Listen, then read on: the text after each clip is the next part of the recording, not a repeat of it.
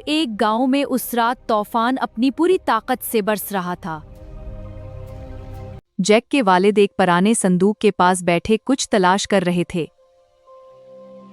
ये वही नक्शा था जिसमें आसमान को छोटी दीवहिकल बेलें बनी थीं। बोड़े ने मट्ठी में एक थैली मजबूती से पकड़ी हुई थी, जैसे किस्मत उसके हाथ में हो।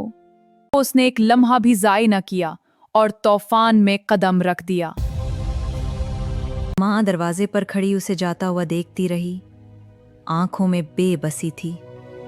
वो प्रासरार बूढ़ा भी धुंध में ऐसे गायब हुआ जैसे कभी आया ही ना हो।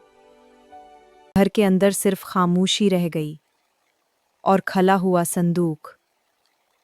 छोटा जेक बेखबर सो रहा था। उसे क्या मालूम था कि उसकी जिंदगी बदलने वाली है। कई साल गुजर गए, खेत सूख चुके थे और गुर्बत हर तरफ फैली हुई थी।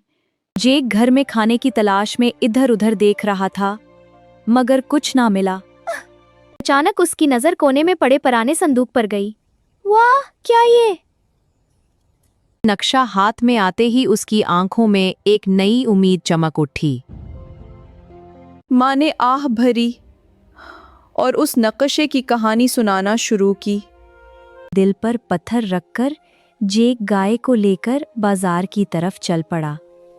रास्ता लंबा होता गया, आसमान पर बादल छा गए और हवा तेज हो गई। अचानक एक बूढ़ा सामने आया, जिसकी हथेली पर 5 चमकते हुए दाने थे। और यूं जेक ने गाय देकर वो 5 दाने ले लिए। किस्मत के भरोसे पर जेक धड़कते दिल के साथ घर वापस आया। हाथ में सिर्फ 5 दाने थे। माँ दौड़ कर आई, उसकी आंखों में सोने की उम्मीद चमक रही थी। लेकिन जब उसने दाने देखे, उसका चेहरा साकत रह गया। गुस्से में आकर उसने वो दाने बागीचे की मिट्टी में फेंक दिए। भूख और उदासी के साथ जेक सो गया। उसे अंदाजा ना था कि सुबह क्या होने वाला है। सुबह एक अजीब सी आवाज से जेक की आंख खल गई। वो फौरन बाहर की तरफ दौड़ा, ये देखने कि आखिर हो क्या रहा है। बागीचे में एक दीवेकल बेल आसमान की तरफ बुलंद हो रही थी। जेक की आंखें हैरत से फील गईं, जैसे ख्वाब हकीकत बन गया हो। और बगैर सोचे समझे जेक उस बेल पर चढ़ना शुरू हो गया। बादलों के बीच जेक को एक सुनहरी चमक नजर आई। अचानक उसका पांव फिसला और वो नीचे गिरने लगा। वो खौफ से चीखता हुआ बादलों के दरमियान गिरने लगा। तभी एक दिवहिकल बाज ने उसे अपने परों में थाम लिया। उन गर्म परों में जेक को यूं सुकून मिला, जैसे वो अपने बाप की आगोश में हो। बादलों के ऊपर एक अजीब सरजमीन थी, जैसे कोई और दुनिया हो। दूर एक अजीम शान महल दिखाई दे रहा था, जिसकी खिड़कियों से सुनहरी रोशनी निकल रही थी। हिचकिचाते कदमों के साथ जैक उस दरवाजे की तरफ बढ़ा। दरवाजा खला और एक देवहिकल मगर नरम दिल औरत सामने आई। उसने जेक को रोटी दी और धीरे से खबरदार किया कि उसका शौहर इंसानों को पसंद नहीं करता। अचानक जमीन लरजने लगी। दिवहिकल कदमों की आवाज करीब आ रही थी। औरत ने फौरन जेक को उठाकर तंदूर के अंदर छुपा दिया। जेक ने सांस रोक ली। दियो का साया उसके चेहरे तक आ पहुंचा था। इतने में एक मरगी फड़फड़ाई और दियो की तवज्जो बट गई। दियो सोने के सुक्के मीज पर निकालकर गनने लगा। कुछ ही देर में उसकी आंखें बोझल हो गईं और वो सो गया। जेक आहिस्तगी से तंदूर से बाहर निकला। दिल जोर जोर से धड़क रहा था। औरत ने हाथ के इशारे से उसे जल्दी करने को कहा। जेक ने सोने की थैली उठाई और दरवाजे की तरफ दौड़ पड़ा। जेक पसीने में भीगा तेजी से बेल से नीचे उतर रहा था। जमीन पर कदम रखते ही उसके घुटने कांपने लगे, मगर चेहरे पर मुस्कुराहट थी। माँ खिड़की के पास बैठी रो रही थी। जब थीली खली तो सोने की रोशनी से सारा घर जगमगा उठा। माँ को यकीन ही नहीं आ रहा था।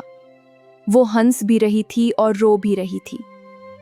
कुछ दिनों बाद सारा सोना खत्म हो चुका था और घर में खाने को कुछ ना बचा। जेक की नजर फिर उस देवहीकल बेल पर जा टकी। माँ ने उसका हाथ पकड़ लिया और मना करने लगी। जेक ने वादा किया कि वो एहतियात से जाएगा और जरूर वापस आएगा।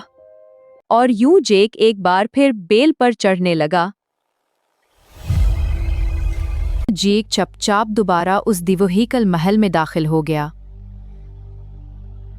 वो मरगी जिसके अंडे सोने के थे, कैद में चमक रही थी। जेक ने हाथ बढ़ाया और मरघी को पकड़ने लगा। लेकिन दीव की बीवी ने उसे देख लिया। मरगी चीखने लगी और जेक भाग पड़ा। जेक खुशी से घर की तरफ दौड़ रहा था।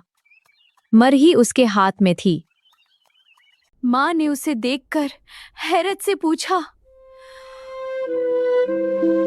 और फिर अचानक मरही ने पहला सुनहरी अंडा दिया।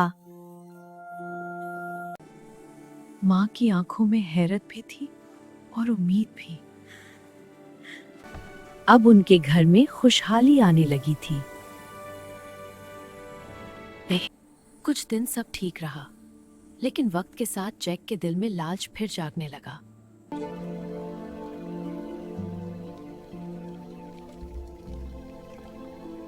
माँ ने उसे रोकने की कोशिश की, मगर जेक रख नहीं सका।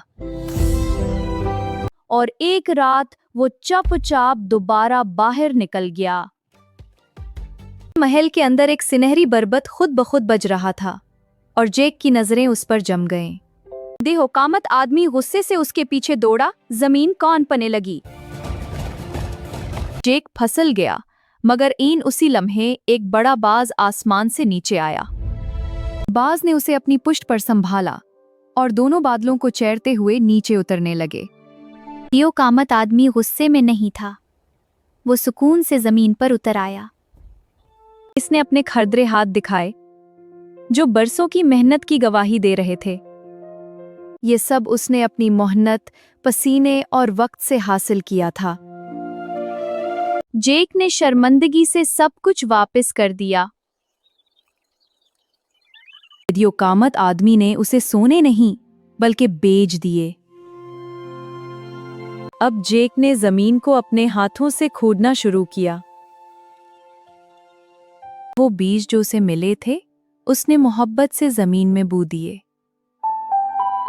दिन गुजरते गए, बारिश हुई, धूप निकली, मगर जेक ने हिम्मत न हारी। एक सुबह मट्टी से नन्हा सा पुतादा निकल आया। जेक मुस्कराया। अब उसे समझ आ गया था कि असल दौलत आसमान में नहीं, मेहनत में छुपी होती है।